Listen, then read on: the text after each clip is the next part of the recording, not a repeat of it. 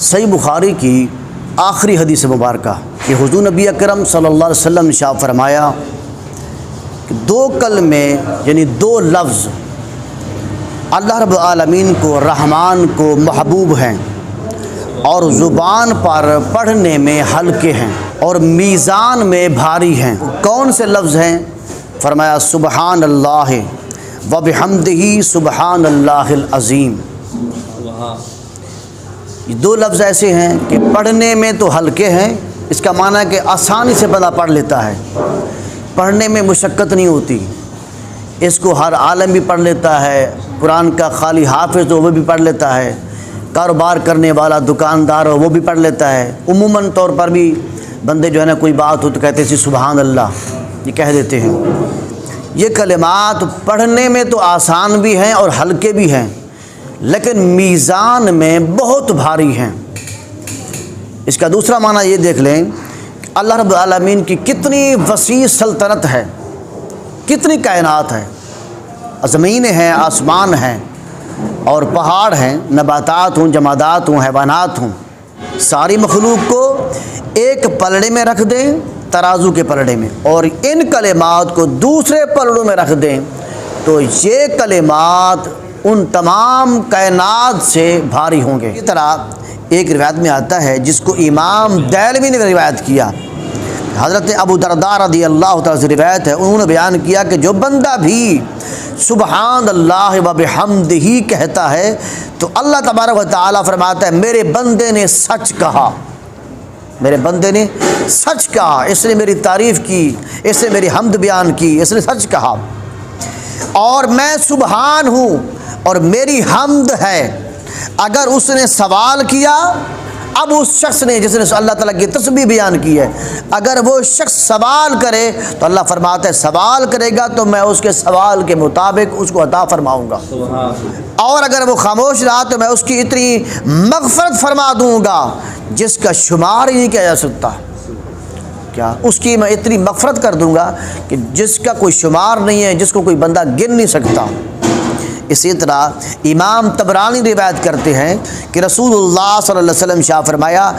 ملائکہ کی صلاۃ و تسبیح کیا ہے؟ فرمایا پس آسمان دنیا کے فرشتے سجدے میں قیامت تک کہتے رہیں گے سبحان ذی الملک والملکوت، یہ فرشتے آسمان دنیا کہتے رہیں گے، اور دوسرے آسمان کے فرشتے حالت قیام میں قیامت تک کہتے رہیں گے سبحان ذی العزت والجبروت، دوسرے آسمان کے فرشتے کہتے، اور تیسرے آسمان کے فرشتے حالت قیام میں قیامت تک کہتے رہیں گے سبحان الحی الذی لا یموت۔ ان کلمات کو فرشتے کہتے ہیں، اگر ان کلمات کو انسان بھی کہنا شروع کر دے تو اللہ رب العالمین انسان پر وہ انوار و تجلیات کا نزول فرماتا ہے کہ انسان کی سوچ بھی وہاں نہیں پہنچ سکتی۔ اسی طرح ایک اور مقام پہ فرمایا،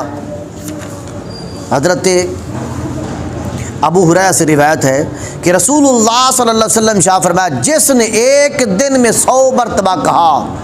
لا الہ الا اللہ وحدہ لا شریک لہ لہ الملک ولہ الحمد وہو علی کل شیء قدیر، اور آقا رسول اللہ صلی اللہ علیہ وسلم کا معمول یہ تھا، حدیث کا مفہوم ہے کہ جب رسول اللہ صلی اللہ علیہ وسلم نماز پڑھانے سے فارغ ہوتے، سلام پھیرتے، دائیں بائیں سلام پھیرتے، سلام پھیرنے کے بعد فرماتے اللہ اکبر لا الہ الا اللہ وحدہ لا شریک لہ لہ الملک ولہ الحمد وہو علی کل شیء قدیر۔ ان کلمات کو رسول اللہ صلی اللہ علیہ وسلم بھی فرماتے تھے، اور انہی کلمات کا ہمیں بھی حکم ہے کہ تم اس طرح کرو، اور اگر کوئی شخص ایک دن میں 100 مرتبہ کہے گا تو یہ اس کے لیے 10 غلام آزاد کرنے کے برابر اللہ اس کو ثواب عطا فرمائے گا، اور اس کے لیے 100 نیکیاں لکھی جائیں گی اور اس کے 100 گناہ مٹا دی جائیں گے، اور وہ شخص اس دن شام تک شیطان سے محفوظ رہے گا، گویا کہ ایسے شخص کو شیطان بھی نہیں بہکا سکتا۔ اسی طرح فرمایا، حضرت ابو ہریرہ سے روایت ہے کہ رسول اللہ صلی اللہ علیہ وسلم شاہ فرمایا جس نے ایک دن میں 100 مرتبہ سبحان اللہ و بحمدہ کہا اس کے تمام گناہ مٹا دیے جائیں گے، خواہ وہ گناہ سمندر کی جھاگ کے برابر ہی کیوں نہ ہو، اگر اتنے گناہ بڑھ جائیں، سمندر کی جھاگ کے برابر ہو جائیں، یا پہاڑوں جتنا مقدار گناہ بن جائیں، تو ان کلمات کو کہے گا تو اللہ تعالیٰ ان کلمات کی برکت سے ان کے گناہوں کو مٹا دے گا۔ اسی لیے بندے کو چاہیے کہ اپنی زبان پر ان کلمات کا ہر وقت ورد کرتا رہے، ان کلمات کا ذکر کرتا رہے۔ ان کلمات کی برکت سے اللہ تعالیٰ انسان کے ظاہر کو پاک کر دیتا ہے، باطن کو پاک کر دیتا ہے، انسان کے سماعت کو پاک کر دیتا ہے، انسان کی بصارت کو پاک کر دیتا ہے، انسان کی زبان کو پاک کر دیتا ہے، انسان کے دل و دماغ کو پاک کر دیتا ہے۔ تو انسان جب پاک اور صاف ہو جاتا ہے، پھر وہی انسان ہوتا ہے جس کا دل پاک ہو جائے، اسی دل میں اللہ رب العالمین اپنی شان کے مطابق پھر جلوے فرما دیتا ہے۔